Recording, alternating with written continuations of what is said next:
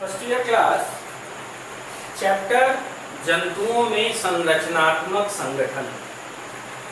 पिछली क्लास में हमने उपकला या एपिथेलियम ऊतक के बारे में पढ़ा। आज की क्लास में हम टॉपिक को स्टार्ट करते हैं संयोजी ऊतक से। क्या है संयोजी ऊतक? संयोजी ऊतक अर्थात बांधने और जोड़ने वाले। इसके नाम से ये पता चल जाता है कि संयोजी ऊतक शरीर के विभिन्न अंगों और ऊतकों को बांधने और जोड़ने का काम करते हैं। ये अंगों के बाहर, भीतर और बीच में पाए जाते हैं। इनमें आंतर कोशिकीय पदार्थ या मैट्रिक्स काफी मात्रा में होता है और इनकी कोशिकाएं अपेक्षाकृत दूर दूर स्थित होती हैं।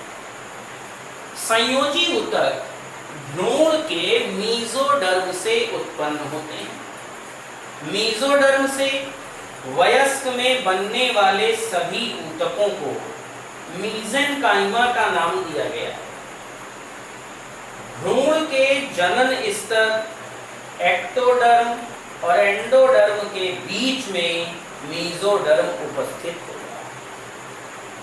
तो ये तो हो गई संयोजी ऊतकों की उत्पत्ति की बात कि आखिर ये कहां से इनकी उत्पत्ति होती है।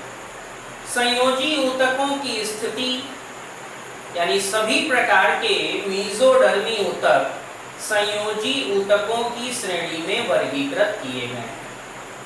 ये हमारे शरीर के लगभग सभी भागों में पर्याप्त मात्रा में फैले हैं और हमारे पूरे बॉडी स्ट्रक्चर का लगभग 30% भाग भी निर्मित करते हैं। मीजोडर्मी संयोजी ऊतक 3 प्रकार के घटकों से बनते हैं। यानी संयोजी ऊतक के जो घटक हैं, वो पहला घटक है संयोजी ऊतक का निर्माण करने वाली कोशिकाएं। दूसरा घटक है आधारभूत तरल या मैट्रिक्स। कोशिकाएं और आधारभूत तरल यानी कि मैट्रिक्स के अतिरिक्त संयोजी ऊतकों को जो चीज लचीला दृढ़ बनाती है वो तीसरा अवयव है तंतु यानी कि फाइबर्स। तो ये 3 प्रकार के अवयव जिनमें सामान्य रूप से कोशिकाएं हैं जो अलग अलग स्थानों और अलग अलग कार्य के लिए विभेदित होती हैं। कुछ भ्रमणशील भी हैं यानी पूरे बॉडी स्ट्रक्चर में इधर उधर मूव करती है।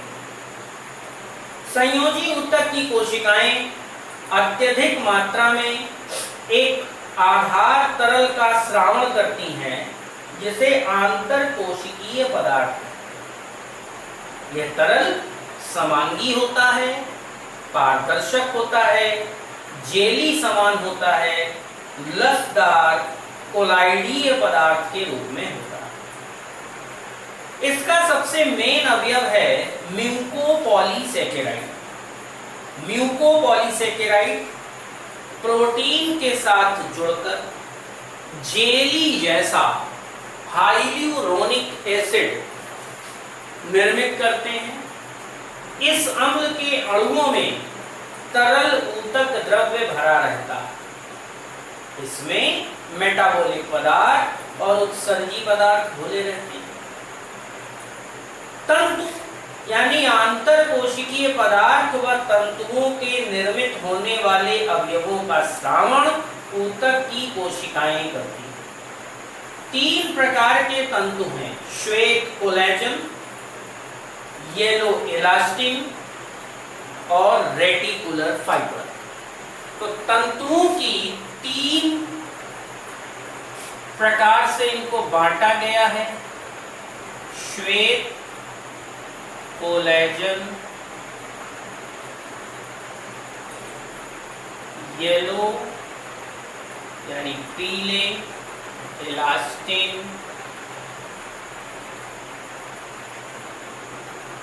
श्वेत कोलेजन तंतु, पीले इलास्टिन तंतु और रेटिकुलर फाइबर।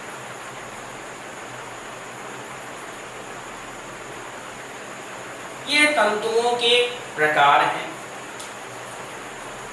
इन तंतुओं के द्वारा ही बॉडी में एजिंग इफेक्ट यानी कि आयुकरण प्रभाव भी दिखता है, क्योंकि आयु के अनुसार ऊतक की क्रियाशीलता और दक्षता में कमी आती है। यह कमी आयुकरण प्रभाव कहलाती है। प्रारंभिक आयु यानी बाल्यावस्था में संयोजी ऊतकों का आंतरकोशिकीय पदार्थ या मैट्रिक्स अधिक लसदार होता है, जिसमें तंतुओं की संख्या कम होती है। उम्र बढ़ने के साथ साथ मैट्रिक्स की मात्रा कम होती जाती है और तंतुओं की संख्या और मोटाई बढ़ती जाती है, जिसकी वजह से लचीलापन कम हो जाता है। कहीं कहीं रुधिर वाहिनियों की दीवारों के समीप कैल्शियम लवणों का जमाव भी होने लगता है, जिससे लचीलापन कम हो जाता है। और यह लचीलेपन का कम होना आयुकरण प्रभाव के रूप में दिखता है। यानी तब किसी व्यक्ति का शरीर उसके बाल्यावस्था के शरीर की तुलना में कहीं कम लचीला होता है और इसे ही आयुकरण प्रभाव या एजिंग इफेक्ट कहते हैं। संयोजी ऊतक हमारी कोशिकाओं को सीधा रखने, जोड़कर सहारा देने और बांधे रखने के लिए एक प्रकार के पैकिंग मटेरियल का काम करते हैं। इन संयोजी ऊतकों में अवलंबन ऊतक यानी कि जो सपोर्टिंग टिश्यू हैं, वो विभिन्न ऊतकों को जोड़ते और सहारा देते हैं।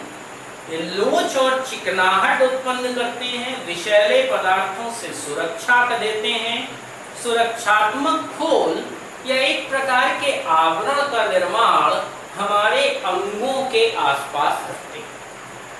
रासायनिक पदार्थों का संग्रह करते हैं, जो कि मेन रूप से वसा ऊतकों में होता है। मैट्रिक्स में उपस्थित ऊतक द्रव्य हमारी रुधिर वाहिनियों में आने वाले रुधिर से रासायनिक पदार्थों का आदान प्रदान करते हैं, यानी कि लेन देन करते हैं। और इसी प्रकार से ऊतकों में ऑक्सीजन पहुंचती है, आवश्यक अवयव पहुंचते हैं और वहां जो निरर्थक पदार्थ बनते हैं उन्हें रुधिर द्वारा वहां से सेपरेट भी किया जाता है, यानी हटाया भी जाता है। शरीर का अवलंबी ढांचा यानी अस्थियों और उपास्थियों के निर्मित होने का आधार, अस्थियों उपास्थियों के खोल, रुधिर वाहिनियों और पेशियों का आवरण बनाना। इसके अतिरिक्त शरीर में क्षतिग्रस्त और संक्रमित स्थानों पर एकत्र हुई मृत कोशिकाओं को समाप्त करने का काम भी इनके द्वारा किया जाता है। संयोजी ऊतक की 3 प्रकार की किस्में हैं, यानी जो संयोजी ऊतक हैं वो 3 प्रकार की कैटेगरी में रखे गए हैं। वास्तविक संयोजी ऊतक, दूसरे कंकालीय ऊतक। अब कंकालीय ऊतक से क्या तात्पर्य होगा? कंकालीय ऊतक संयोजी ऊतक की वो कैटेगरी है जो अस्थि और उपास्थियों का निर्माण करती है। और तीसरी कैटेगरी आती है संवहनीय। संवहनीय ऊतक में 2 पार्ट बनते हैं, एक बनता है रुधिर और दूसरा बनता है लसिका। इसी तरीके से कंकालीय ऊतक के भी 2 भाग बनते हैं, एक जो अस्थि का निर्माण करेगा और दूसरा जो उपास्थि का निर्माण करेगा। वास्तविक संयोजी ऊतक जिसे हम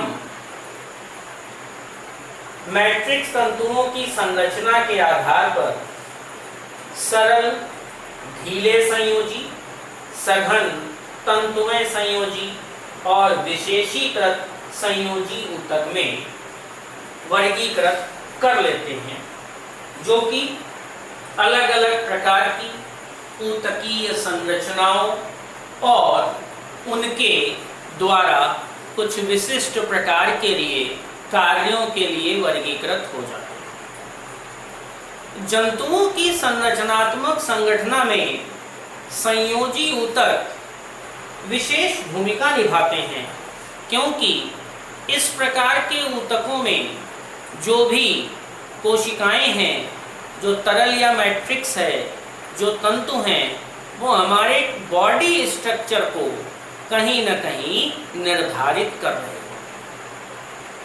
इनके द्वारा ही हमारी कंकालीय संरचना प्राथमिक रूप से निर्मित होती है। इनके द्वारा ही शरीर में तरल पदार्थों का संवहन संभव हो पाता है, जिसके द्वारा विभिन्न प्रकार के रासायनिक अवयवों का परिवहन होता है। इन रासायनिक अवयवों में श्वसन द्वारा ग्रहण की गई ऑक्सीजन हो सकती है, कोशिकाओं में निर्मित हुई CO2 को बाहर निकालना हो, किसी स्थान पर मृत कोशिकाओं जो एकत्र हो गई हैं उन्हें हटाना हो, अथवा किसी आधार का निर्माण करना हो जिसके द्वारा अस्थि या उपास्थि का निर्माण हो सके। रुधिर केशिकाओं, वाहिनिकाओं आदि के निर्माण में प्रयोग होने वाले अवयव यानी फाइबर्स इसी संयोजी ऊतक का ही भाग होते हैं। तो संयोजी ऊतक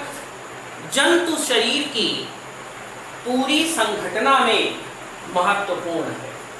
संगठन यानी जंतु शरीर के बनने का प्रारूप कैसे बना हो, संघटना मतलब उस पूरे संगठन को निर्मित होने में किन किन अवयवों ने पार्टिसिपेट किया है और कैसे कैसे उन्हें इस्तेमाल में लाया जा सकता है। तो संयोजी ऊतक, उपकला ऊतक और जो भी ऊतकीय संरचनाएं जंतु शरीर की संरचना को निर्मित करती हैं, वे सभी जंतु ऊतक के ही भाग कहलाते हैं।